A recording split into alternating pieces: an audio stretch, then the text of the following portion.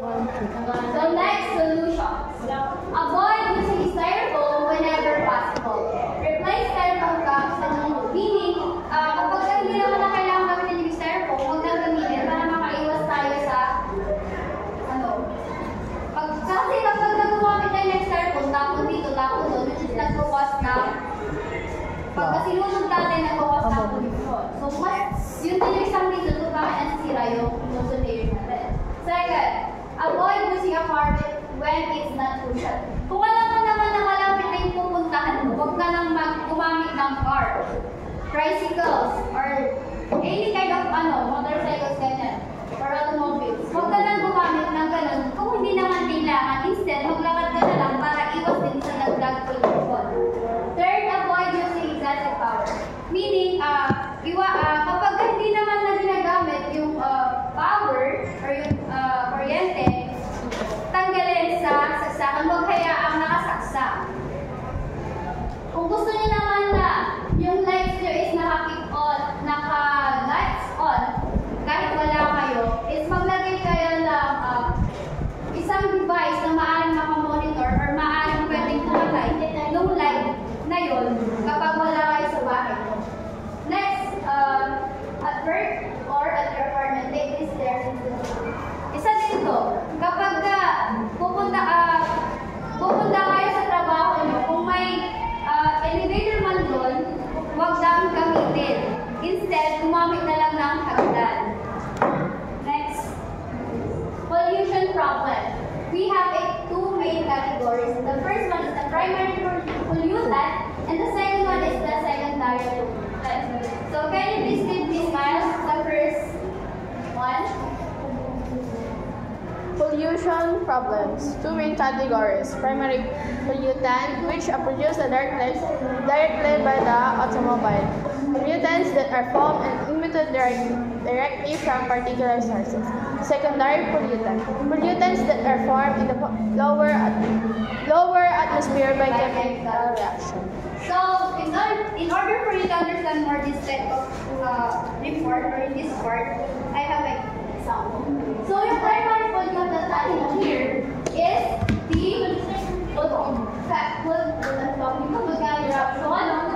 yung galing sa factories, air pollution from automobiles, yun po yung primary pollutants. Kapag the secondary pollutants naman, it comes from the chemicals.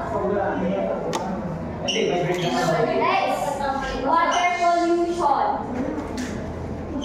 Water pollution. Water pollution. The release of substances into bodies of water that makes water unsafe for human use and disrupts aquatic ecosystems. So, I know that meron na kayong idea kung ano yung water pollution. Yung mga please share me an idea, Mr. Daniel. Yung example nito yung pagtatapon ng oil sa dagat, di ba? Yes. And also yung mga basura, yung mga plastics, kung saan tinatapon sa part ng dagat. So dahil doon, maraming naapektuhan doon sa water pollution. Yes, sa water pollution. Which is, nagiging unsafe na yung water dahil sa mga kagagawan din namin mga tao. So before we use water, check it first. Let's say for example, kapag i-imply ng tubig, wag bastahan mo lang ng ilong. Check it first if it is malinis ba or not. Para iwas lang din sa It's okay. Next, there are many causes for water pollution, but two general categories exist. The first one is the direct contaminant sources. Direct contaminant sources. Direct sources include effluent outflows from factories, refineries, waste treatment plants, etc. that emits fluids of varying quality directly into urban water supplies. In the United States and other countries, these practices are regulated, although it doesn't mean that pollutants can be found in these waters. Okay, thank you. So when you say direct contaminant sources, those that releases pollutants directly to the environment. Let's take for example, the factories and manufacturing plants, the power plants, the mining operations, and also the forest fire. Volcanic eruption, yun po yung direct contaminant sources.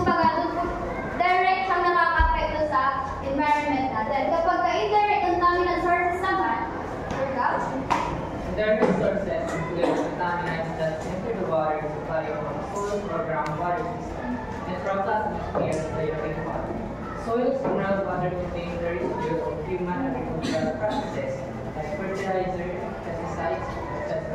Many improperly disposed of industrial waste, atmospheric contaminants are also derived from human practices such as gaseous emissions from automobiles, factories, and cigarettes. Thank you. So, indirect contaminant sources. Just like for example na lang is yung report ni Ma'am Jonathan, which is about the acid rain. Diba yung acid rain is made up of sulfur oxide and Nitro. nitric oxide. Nitric oxide.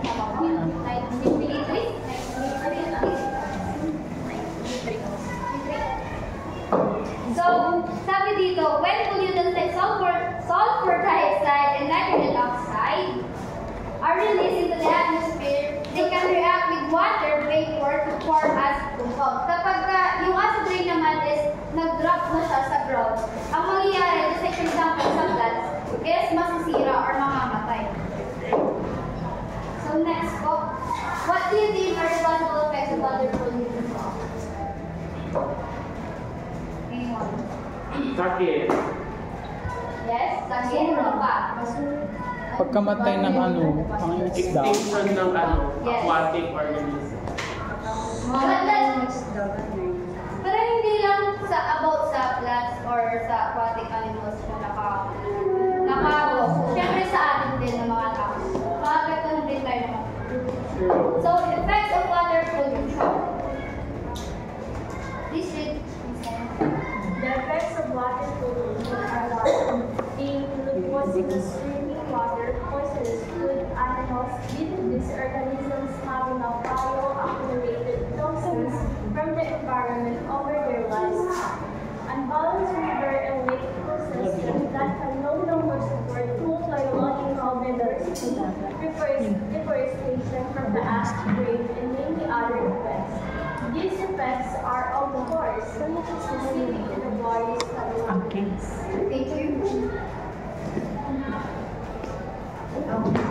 So, sabi dito, effects of water pollution is maaaring ma-poison yung mga aquatic animals and also plants and also us, the humans.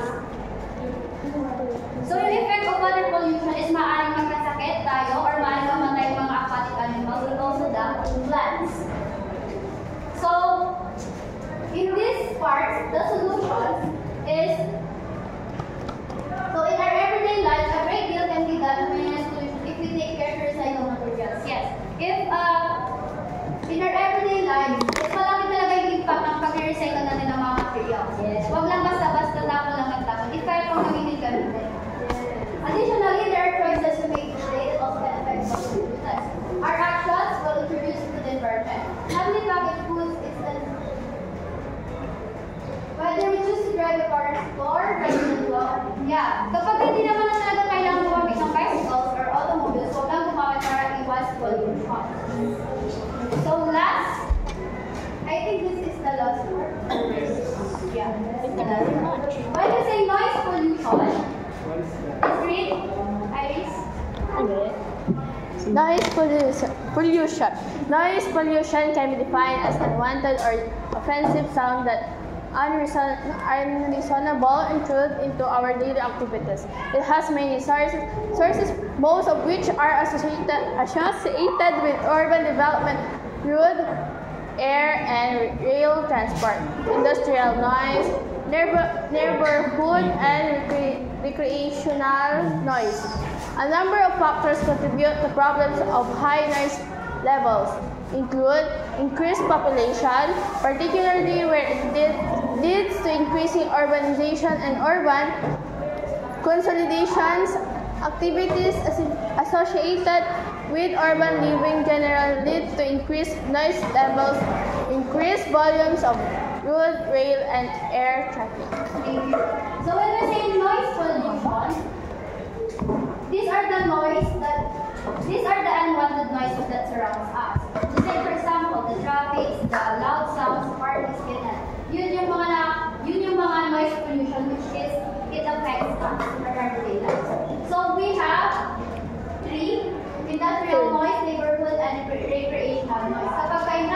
industrial noise, it comes from the factories, construction sites, and other manual activities.